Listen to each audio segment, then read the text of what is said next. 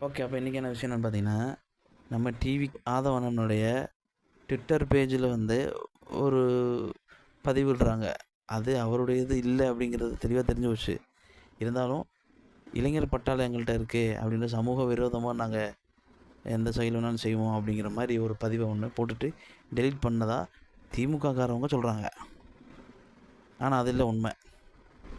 என்னன்னு கேட்டிங்கன்னா, இவங்களே வேற ஒரு கள்ள ஐடியில அந்த பேஜில எக்ஸ் தளத்தில வந்து பதிவிட்டுட்டு, அதுக்கப்புறம் திருப்பி டெலீட் பண்ணிட்டு, அவங்க பண்ணுன மாரியே ஒரு வதந்திய பரப்பி மக்கள நம்ப வைக்கிறாங்க.